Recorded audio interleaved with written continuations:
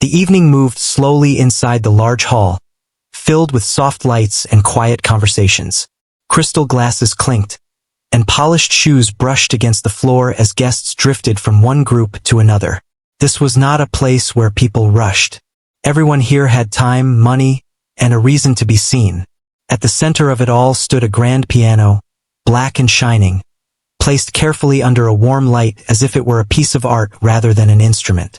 The millionaire pianist arrived without much noise. People noticed him, of course, but he didn't announce himself. He was used to rooms like this, where his name carried weight before he ever touched a key. Music had made him wealthy, but tonight he was here more as a symbol than a performer. Guests nodded with polite smiles, whispering about his success, his tours, and the price of his last performance. While the guests talked, staff members moved quietly along the edges of the room. They knew how to blend into the background, how to be present without being seen. Among them was a young girl, standing near the wall, holding a tray and listening closely. She did not see the room the way others did, but she felt it in other ways. She heard the small laughs, the soft steps, and the gentle hum of the air. Her attention was fixed on the piano. Earlier, someone had pressed a few keys while checking the sound, and those notes stayed with her. She tilted her head slightly, as if following something invisible. Music was not new to her. It was something she had known for as long as she could remember.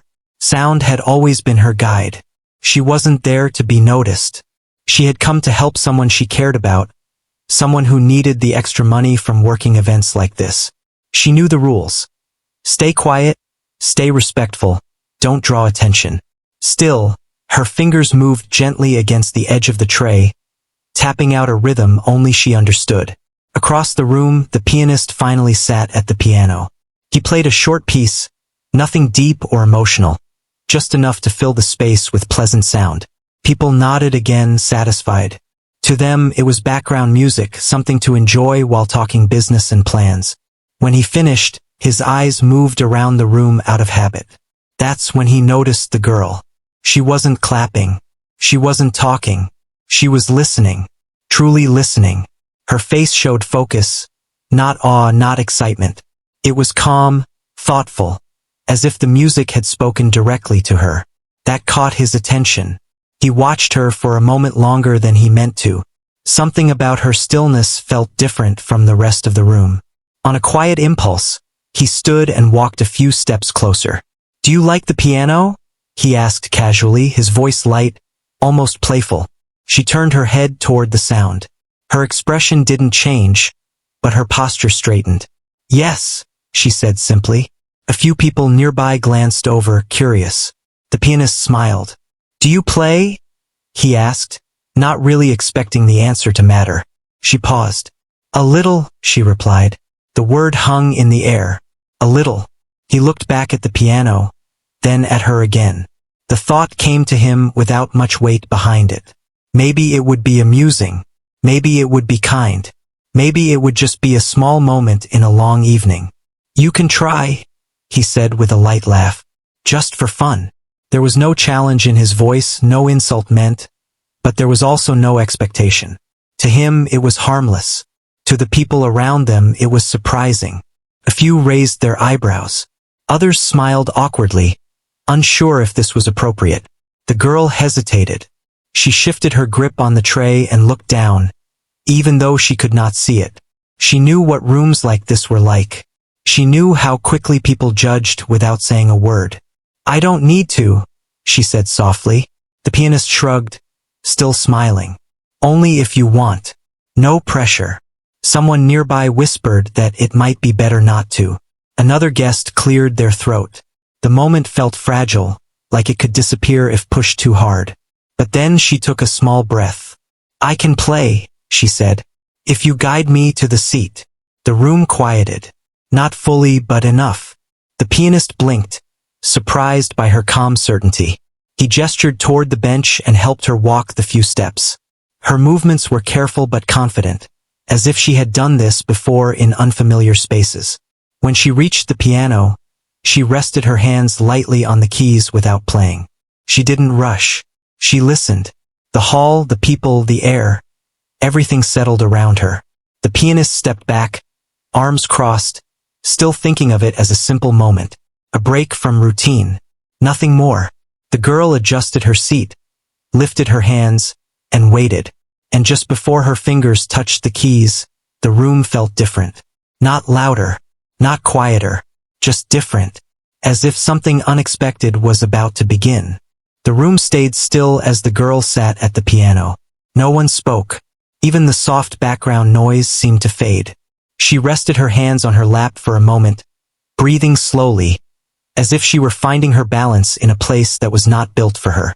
She could feel the smooth edge of the bench, the cool surface of the keys, and the quiet tension in the air. Someone near the back shifted their weight, breaking the silence for a second. The girl tilted her head slightly, listening. She wasn't nervous in the way people expected. She had learned long ago that fear made sound disappear. Calm made it clearer. The pianist watched closely now. This was no longer a joke or a passing moment. He noticed how carefully she moved, how her fingers hovered just above the keys without touching them. She wasn't searching randomly. She already knew where everything was. She placed her left hand down first, lightly pressing one key. The note was soft, almost too quiet to notice. Then another. She tested the space between them, listening to how the sound traveled through the room. A few guests exchanged looks, unsure of what they were hearing. Then she began. The melody was slow at first. Simple. Nothing flashy. It sounded like a memory, gentle and careful. Her fingers moved with purpose, not speed. She wasn't trying to impress anyone. She was just playing. The room changed. People stopped whispering. Glasses were lowered onto tables. A few phones that had been half-raised were slowly put away. The music didn't demand attention, but it earned it. The pianist felt his posture shift. He had heard thousands of performances, many of them perfect in skill but empty in feeling. This was different. There was space in her playing. Space that allowed the sound to breathe. She added more notes, letting the melody grow. Her right hand moved higher on the keys, confident now. The sound filled the hall, warm and honest. It wasn't polished. It wasn't rehearsed for this room. But it was real. Somewhere near the front, someone quietly wiped their eyes, surprised by their own reaction. Another guest leaned forward, elbows on knees, fully focused. The girl's face remained calm. Her eyes stayed unfocused, not from absence, but from deep presence. She was somewhere else now, somewhere only she could go. As the music continued, small mistakes appeared. A note slightly off, pause longer than expected. But instead of breaking the moment, they made it stronger. They made it human. The pianist swallowed. He realized he had been holding his breath. He noticed how she used silence as much as sound. How she allowed a note to fade before moving on. This was not something taught easily. This came from listening to life itself. The melody shifted. It became deeper, heavier, then lifted again, like a long road with turns and hills. Felt like struggle and hope moving together. The girl's fingers pressed harder now, her shoulders rising slightly with the effort. She wasn't playing for the room anymore. She was playing because she had to. In that moment, the labels people had placed on her quietly disappeared. Not because she was proving anything, but because the music didn't allow those thoughts to exist. The pianist looked around and saw faces changed by what they were hearing. These were people used to control, to power, to being impressed by money and status. None of that mattered now. The girl brought the piece to a close slowly. The final note lingered in the air, trembling before it faded. No one clapped. Not yet. The silence that followed was heavier than applause. It was full, respectful, honest. The girl lowered her hands and waited. She didn't smile. She didn't look around. She simply sat, breathing quietly. Finally, someone began to clap. Then another. Soon the room filled with sound again. But this time it was different. It wasn't polite. It wasn't forced. It was real. The pianist stepped forward, his expression unreadable. He stopped beside the piano, looking at her hands resting on the keys. That was... He began, then stopped. Words felt too small. He tried again. How long have you been playing? She turned toward his voice. Since I was little, she said. Whenever I could. Where did you learn? He asked. She shrugged slightly. Listening. Practicing when no one was using the piano. Remembering. The answer stayed with him. Around them, the guests slowly returned to movement, but something had shifted. The girl had not just played music. She had changed the room. The pianist looked at her with new eyes. Not curiosity now. Respect. He realized that what he had first offered as a small moment for fun had become something else entirely. And deep down, he knew this was only the beginning. The applause slowly faded, but the feeling stayed. People returned to their conversations, yet their voices were softer now. It was as if the room had learned how to listen. The girl remained seated for a moment, her hands resting in her lap.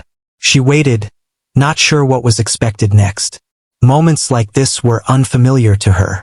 Usually, when she played, no one was watching. The pianist stood nearby, still thinking. He had invited her to play without much thought, but now his mind was full. He noticed how people looked at her differently. Not with pity, not with doubt, but with something closer to curiosity mixed with respect. He cleared his throat. Would you like some water? He asked gently. She nodded. Someone handed her a glass, guiding it carefully into her hands. She took a small sip and then held it close, grounding herself. A few guests approached slowly, unsure of what to say. Compliments came in quiet voices. That was beautiful. I've never heard anything like it. You're very talented. She thanked them politely, but their words felt distant. Praise was not why she played. Music had always been her way of understanding the world, not performing for it. The pianist watched how she responded. She didn't seek attention. She didn't soak in the moment. She simply accepted it and moved on. That impressed him more than the music itself. He asked if they could talk somewhere quieter. She agreed. They moved toward a corner of the hall, away from the piano but still close enough to feel its presence. Do you play often? He asked. Yes, she said. Whenever I can find a piano. Do you take lessons? No. That answer surprised him. None at all. She shook her head. They cost money. And I don't always have access. The honesty in her voice made him uncomfortable in a way he wasn't used to. Not guilty exactly, but aware. Aware of how easily doors had opened for him in life. He asked where she practiced. She told him about community halls, closed schools after hours, old instruments that were slightly out of tune. Places where sound mattered more than appearance. As she spoke, he began to understand her music more deeply. The pauses. The uneven rhythm, the quiet strength. You have something rare, he said carefully. Not just skill. Understanding. She smiled faintly. I just listen, she replied. That simple sentence stayed with him. Around them, the event slowly returned to its planned schedule. But the energy never fully went back to what it had been. The girl had shifted something that could not be undone. The pianist found himself thinking about his own past. He remembered his first piano, how someone had noticed him early, how support had come before struggle ever had a chance to stop him. He looked at her and realized how easily her gift could have gone unseen. Would you be willing to play again sometime? He asked. She hesitated. Like this. Not like this, he said. Properly. With time. Without pressure. She didn't answer right away. Offers often came with expectations. She had learned to be careful. What would you want from me? She asked quietly. He respected the question. Nothing you don't want to give, he said. I'd like to help if you allow it. She considered his words. She listened not just to what he said but how he said it. There was no pride there. No need to control. I want to keep playing, she said. That's all. He nodded. Then that's where we start. The moment felt small, but it carried weight. Before they could speak more, the event organizer approached, apologizing for the interruption earlier. The pianist responded politely, but his attention stayed with the girl. As the night went on, people continued to talk about what they had heard. Not loudly, not dramatically, but sincerely. Stories spread from table to table. The girl eventually returned to her duties, blending back into the background. Yet she felt different inside. Not changed, but seen. The pianist watched her walk away and realized something important. Talent does not announce itself. It waits. And sometimes all it needs is one moment to be heard. The days after the event passed quietly, but neither of them forgot what happened. For the girl, life returned to its usual rhythm. Early mornings, familiar routes, careful steps, and the constant attention to sound. Yet something inside her felt slightly lighter. Not because of praise, but because someone had truly listened. She continued playing whenever she could. Old pianos, worn keys, uneven sounds. Nothing changed on the outside, but her thoughts wandered more than before. She wondered if the moment had meant something real or if it would fade like many things did. For the pianist, things did not return to normal so easily. He found himself distracted during rehearsals. Notes that once came easily now carried new weight. He kept thinking about the way she played, how she allowed the music to speak without forcing it. He began asking questions he had never asked before. How many people like her existed, unnoticed? How often had talent passed through rooms like his without being seen? A few days later, he reached out through the event organizer. He asked if the girl would be willing to meet again, this time in a quiet space with no audience. The message was simple. No pressure. No promises. When she heard about the invitation, she felt unsure. She had learned to protect her expectations. Still, something told her this was different. After thinking it over, she agreed. They met in a small practice room. No crowd. No fancy lights. Just a piano, a bench, and silence. He guided her into the room and let her explore the space on her own terms. She traced the edges of the piano, touched the bench, and listened to how the room echoed. Only when she felt ready did she sit. Take your time, he said. She did. This time, when she played, it was different from the event. There was no tension, no weight of expectation. The music flowed more freely, moving between soft and strong without fear. He listened carefully, not as a performer, but as a student. When she finished, he didn't speak right away. He let the silence settle. You don't need to change how you play, he finally said. But there are tools that could help you grow without taking away who you are. She listened. He spoke about access, not control. About learning structure without losing feeling.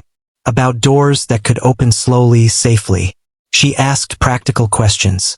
Where would she play? How often? What would be expected? He answered honestly. There would be opportunities, but no rush.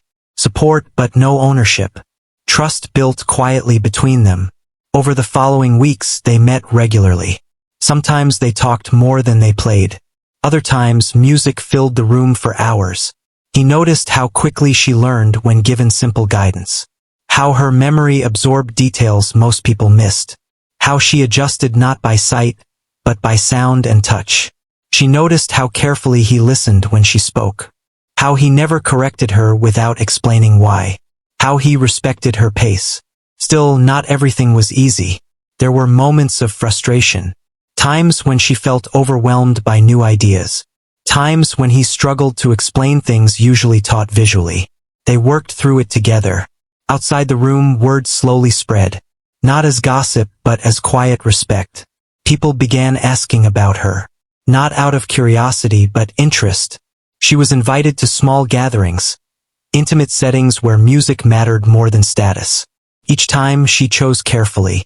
She never forgot where she came from. One evening, after a long session, she asked a question that had been sitting with her for a while. Why are you helping me? He didn't answer quickly. Because I almost didn't, he said. And that thought doesn't sit well with me. She nodded, understanding more than he realized. As weeks turned into months, her confidence grew. Not in how she was seen, but in how she trusted herself. She was no longer just playing when she found a piano. She was being heard. And the pianist knew that whatever came next, neither of them would walk the same path again. The first public performance after everything changed did not happen on a big stage. There were no cameras waiting, no bright lights, and no long introductions. It took place in a modest hall with simple chairs and plain walls. The kind of place where people came to listen, not to be seen. The girl arrived early, guided carefully through the quiet space. She could hear people settling in, programs folding, soft greetings exchanged. It felt different from the night where it all began. This time, she was not an unexpected moment. She was the reason people were there. She sat at the piano and waited. The pianist stood off to the side, not as the focus but as support. He had insisted on that. This was her moment, not his. Still, he felt the familiar nerves in his chest, mixed with something new. Pride, maybe, or responsibility. When the room finally settled, there was no announcement. No explanation of who she was or what she had overcome. Just silence. She placed her hands on the keys. The first notes were soft, almost shy. She let them rise slowly, as if greeting the space. The piano responded gently, its sound filling the room in a way that felt honest. As the music continued, her confidence grew. Not loud confidence, but steady assurance. She moved through the piece with calm control, letting emotion guide her hands. There was sadness in the lower notes, warmth in the higher ones, and patience in the pauses between them. The audience listened closely. No one shifted. No one whispered. They felt the story in the music without needing words. For the girl, this performance felt different from all the others. Not because it was better, but because it was shared. She was no longer playing alone in empty rooms or forgotten corners. She was connecting. When the final note faded, the silence that followed was peaceful. Then came applause, slow at first, then full and strong. She stood carefully, guided by sound and space, and bowed slightly. The reaction surprised her. She felt it not as praise, but as understanding. After the performance, people approached her one by one. They spoke kindly, simply. Some talked about the music. Others talked about how it made them feel. No one asked uncomfortable questions. No one reduced her to a story. Later that evening, when the hall emptied and the piano lid was closed, she sat quietly with the pianist. "I didn't know it could feel like that," she said. He smiled.